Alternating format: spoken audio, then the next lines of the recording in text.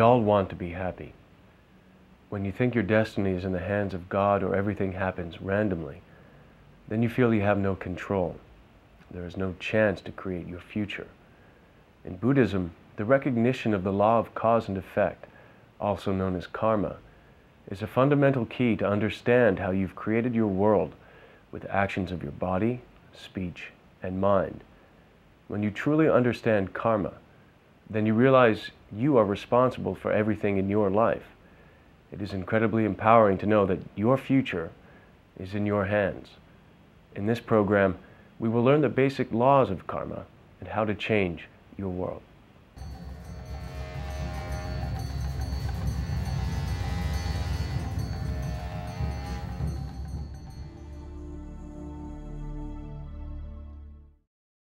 In this 6th program of our series, you'll learn about karma and the law of cause and effect. You'll begin to understand how your own actions of body, speech, and mind actually create your life experiences. And what actually determines the nature of any action, positive or negative, is our underlying motivation. Therefore, it becomes especially clear at this point the essential importance of the practice of motivation. Therefore, before listening to these teachings, in order to plant the most powerful seed we can in our mind streams for our own happiness and for the happiness of all other living beings, let us generate an especially strong motivation of bodhicitta, the highest intention possible, in order to be able to reach enlightenment as quickly as possible, to liberate other sentient beings from their sufferings and bring them to the perfect happiness of enlightenment as well.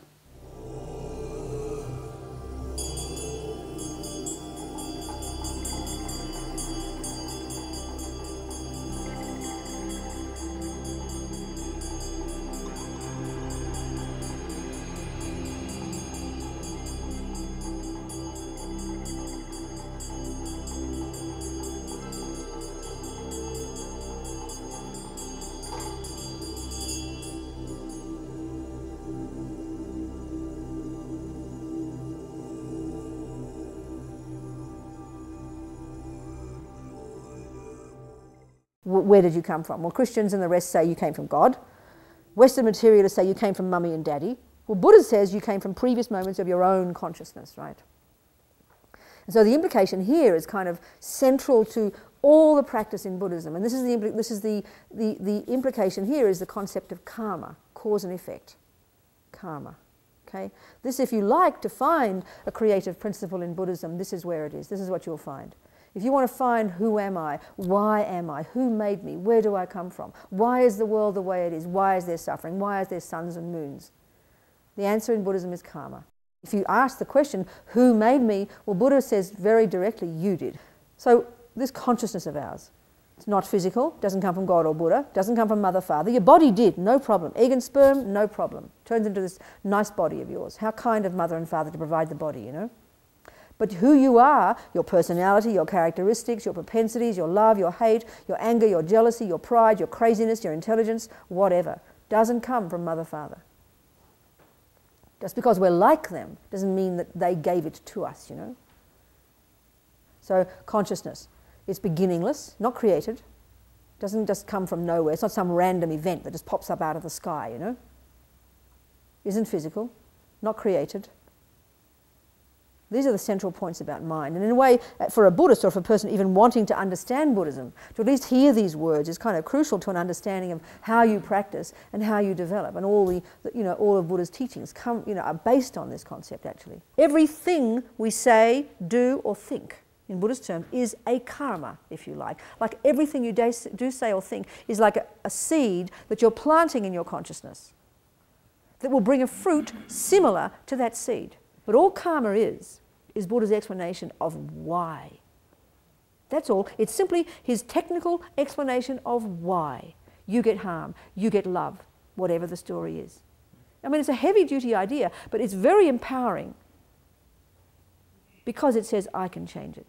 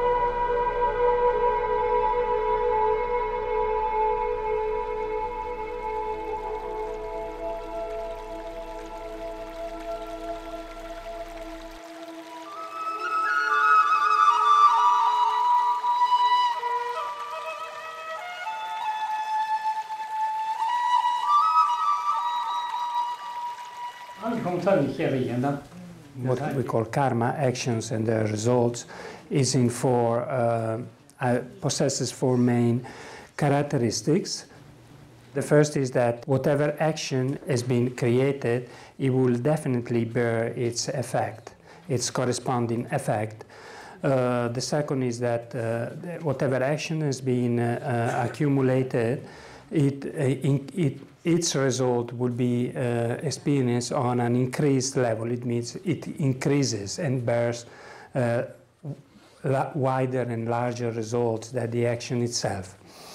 Then the karma, which is, or the action, an action which is not being created cannot be experienced, and whatever actions has been created is its effect will be experienced. It's not going to be lost. Therefore, this is why it is extremely important for us to do not let even a single day go by without purifying the negative karmas, the negative actions we have accumulated that day. And therefore, this is why I keep advising that before you're going to sleep every night, review the day. Check what you have done, recognize the negative actions, the positive actions you have accumulated, and rejoice on the virtues.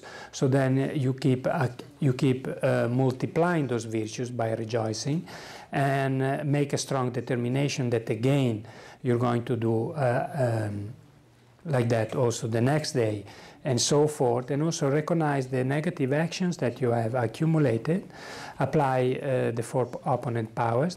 In short, make sure that you attempt to purify those particular actions, negative actions accumulated that very day, to stop their multiplying force, their increasing force, and you generate a strong determination that you're not going to engage in those actions again in the next day.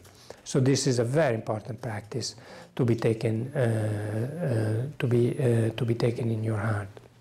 In brief, what should be done all the time is to practice awareness of the three doors of the body, speech, and mind.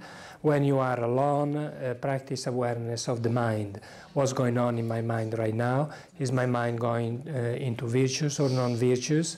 And while recognizing that the mind is going into non-virtues, apply the opponents, the opponent powers to that particular non-virtues, and bring back the mind to virtues. And while you find yourself with others, you should mainly apply awareness in your speech. Actually, for those who want to be happy, even while experiencing great mental hardships, all they have to do is to place confidence in the karma. Then you know that sufferings comes as a result of previously accumulated actions. If I have accumulated these particular actions myself, nobody else is going to experience the result but myself. Therefore, by experiencing this particular result right now, I'm actually getting rid of a huge load of negative karma that I have accumulated in the past. And that itself serves to clear completely the mind from any hardships, even at time of incredible difficulties.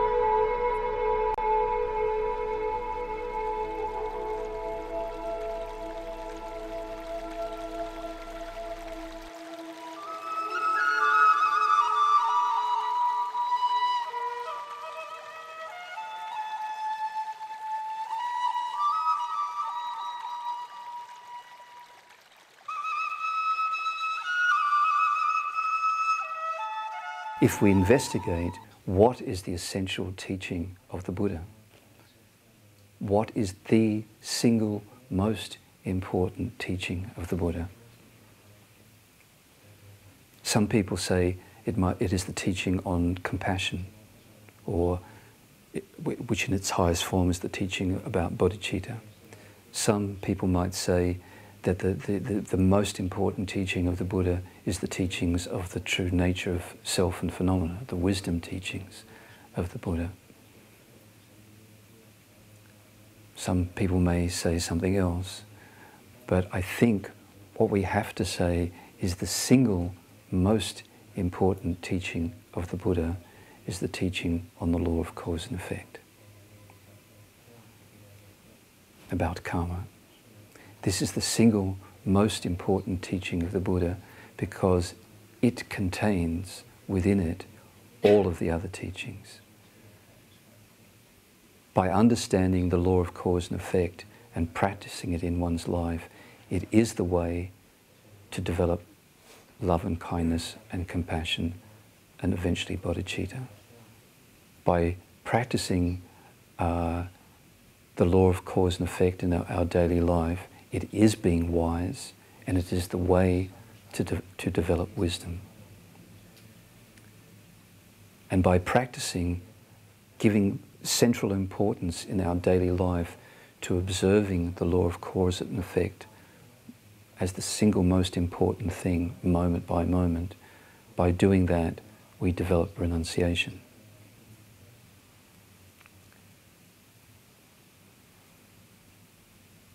There is the chance for some momentary happiness.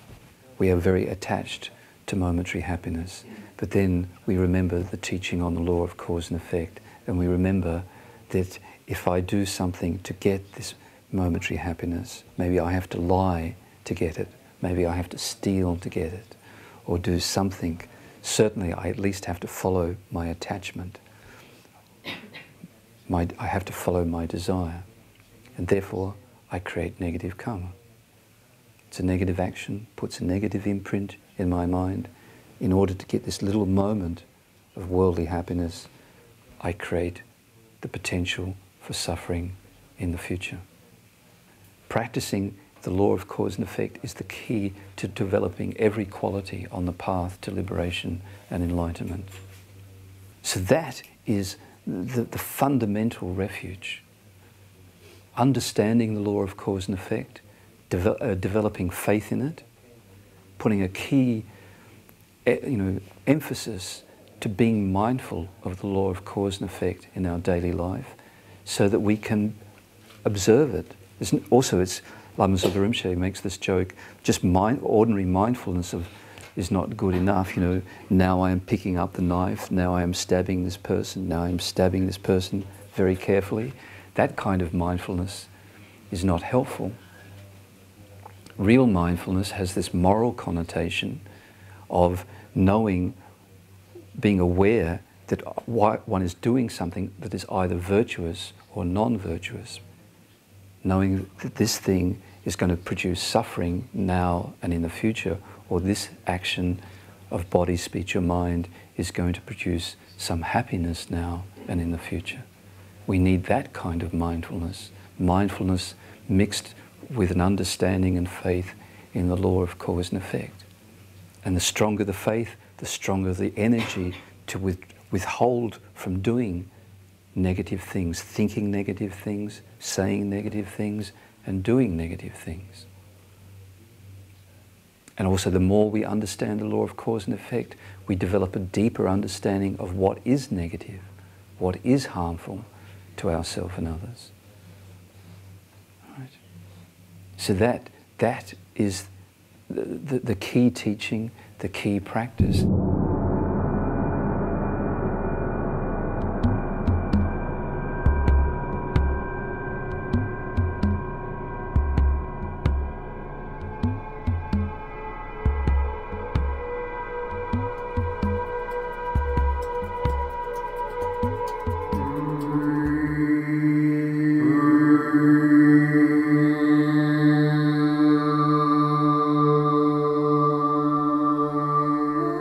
Working in Washington, D.C. in politics in a very fast-paced environment. When you're in Washington, D.C., part of your work and in politics is people lie, and that's part of your business, is to lie. In fact, you are encouraged to lie, and you're rewarded for lying. And bosses will come up to you after you've lied to somebody, a client or a customer or someone, and say, that was great, it was great how you did that deal. Fantastic, you got $5,000 from them, and great, and so we would tell lies all the time, and I never thought there was any problem. I thought that was how I was supposed to be. So then, in my late 20s, when I came in contact with the Buddhist teachings in Nepal, and I heard the teachings on karma, and these teachings were hard to listen to. I mean, they were teachings that, if you lie, then you're going to create the cause for no one to ever believe you in the future.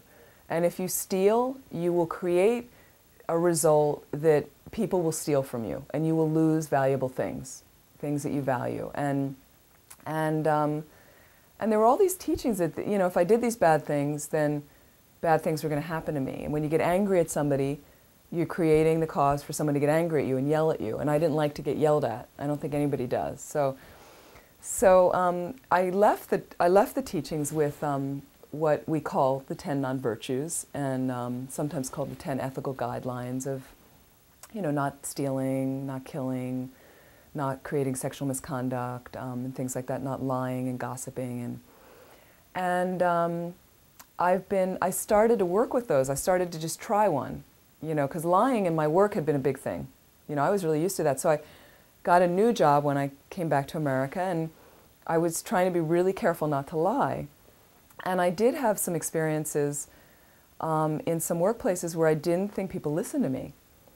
And for 2 years, I very seriously went after the lying. I was very careful in my relationships not to lie, and I was very careful in work, in business conduct with people, that I wouldn't lie. And after like 2 or 3 years, something started to change, and I found people were listening, and people did believe me. It started to really change my world. They say that sometimes when you change your ethical behavior by speaking the truth, by cultivating life and helping, to save lives and freeing animals, and being respectful in my relationships with people, particularly intimate relationships, and cultivating harmony in them, and trying to practice taking care of my possessions and treating other possessions with respect, people, if I borrowed something. And all these things of right speech, of speaking the truth, and really trying to use my speech meaningfully, not gossiping all the time, and not criticizing people and judging people, and not kind of dividing people in speech, and trying to have positive thoughts about things. I noticed that things changed. When you wake up in the morning, you have 2 choices. You can have a good day, or you can have a bad day. And even when bad things happen to you, depending on your reaction to them, you could say, a bad thing happened to me today, but I'm not going to get angry at my friend because that's just going to create this situation of anger to come back at me. When you start to understand it that way, then you stop reacting. Why did they do this to me? This is not fair. With karma, there's no more injustice. Things might look like it's not fair, but basically it's something you've created. So the nice thing with karma is it puts you at the controls. There isn't anybody doing it to you. You're not a victim. You're basically in charge of what kind of seeds you'd like to plant from here on out.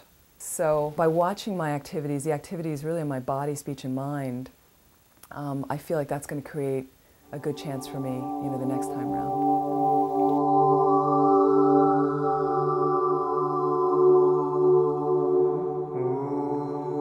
For me, the Buddhist instructions were similar to that of a business plan. If your forecast, if your plan, doesn't have a proper foundation, then all your forecasting is going to go off.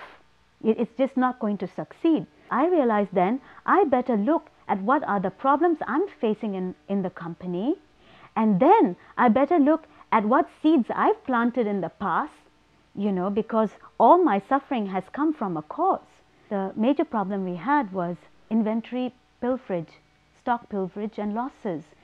And so, you know, every year, you know, merchandise, clothing, you know, people steal them from our warehouse, from our shops, and we don't know about it till the end of the year when we look and we say, oh my God, so many goods are missing, you know.